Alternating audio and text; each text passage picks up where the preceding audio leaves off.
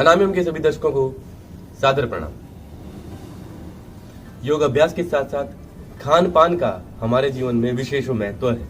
तो आज मैं आपको एक ऐसी रेसिपी बताऊंगा जो आपके लिए अत्यंत लाभदायक साबित होगी, चना और गोंद के लड्डू।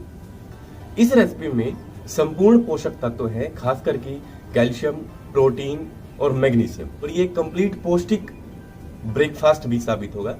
2 किलोग्राम चने के लिए मैंने 2 किलोग्राम शुद्ध देसी घी, 250 ग्राम काजू, 250 ग्राम बादाम, 50 ग्राम मगज, 200 ग्राम तिल, 250 ग्राम किशमिश, 250 ग्राम मखाना, 200 ग्राम नारियल बुरादा, 250 ग्राम गोंद और 2 किलो खांड ली है। ये सब लेंगे हम 2 किलोग्राम भुने हुए चने के लिए।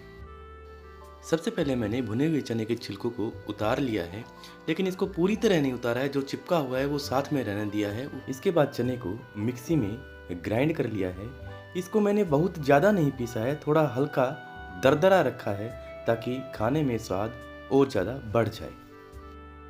ज़्यादा पतला करने पर वो तालू पर चिपकता है और टेस्ट में भी फर्क आ जाता है। अब एक पैन में 5-7 मिनट के लिए हम तिल को भून लेंगे।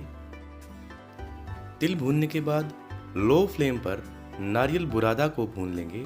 ध्यान रहे कि ये जल ना जाए।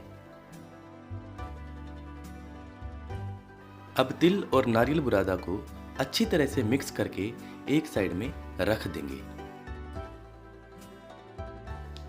अब एक पैन में 2 बड़े चम्मच घी डालेंगे और गोंद को अच्छी तरह से डीप फ्राई कर लेंगे।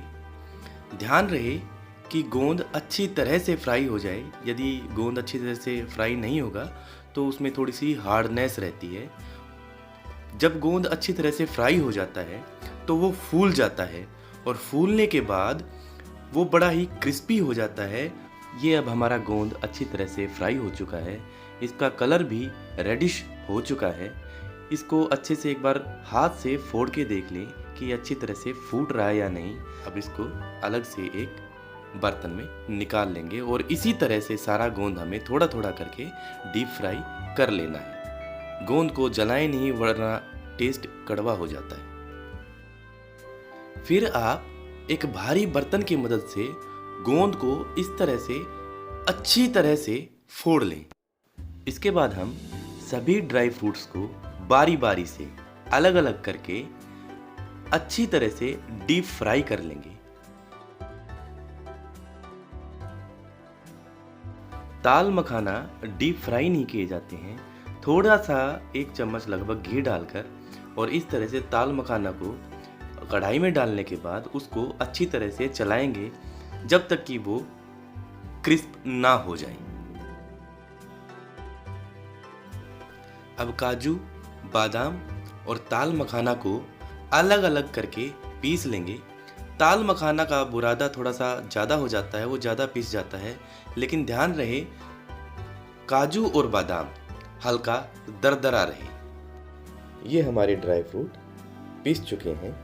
अब एक पैन में लगभग 300 ग्राम घी ले लेंगे और घी को अच्छी तरह गर्म करने के बाद हमें जो हमारा भुने हुए चने का आटा है वो थोड़ा थोड़ा करके डालेंगे और उसको हम भूनेंगे। लो और मीडियम फ्लेम पर आटे को बार बार चलाते रहेंगे। यदि आप इसको एक जगह छोड़ देंगे तो वो जलना शुरू हो जाएगा, नीचे कढ़ाई में लगना शुरू हो जाएगा। इस चीज़ का ध्यान रखें और इसे आइडल ना छोड़ें, चलाते रहें। लगभग 20 से 25 मिनट तक हमने आटे को भूना है।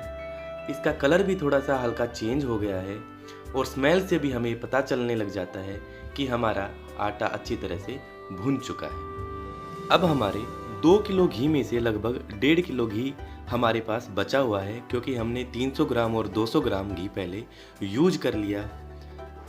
अब उस 1.5 किलो घी को हम इस तरह से आटे में डाल देंगे। इसके बाद घी और आटे को अच्छी तरह से चम्मच से चला चलाकर मिक्स कर लेंगे और इसको लगभग 15 मिनट तक और पकाएंगे ताकि घी और चना अच्छे से मिक्स हो जाए और इसका कच्चापन भी दूर हो जाए। 15 मिनट बाद हम इसमें ड्राई फ्रूट जो हमने ग्राइंड कर लिए थे वो ड्राई फ्रूट, तिल और नारियल का बूरा था। हम इस मिक्सचर में मिला देंगे। गोंद को हम अभी नहीं मिलाएंगे, उसको हम लास्ट में मिलाएंगे। ये ड्राई फ्रूट मिलाने के बाद इसको अच्छी तरह से एक बार फिर से मिक्स कर लेंगे और 5-7 मिनट के लिए गैस को ऑन रखेंगे। शुरू में घी डालने के बाद आटा जिस तरह से पतला दिख रहा था, ये ड्राई फ्रूट्स डालने के बाद इसकी कंसिस्टेंसी थोड़ी सी थिक हो जाती है। अब हम गैस को बंद कर देंगे।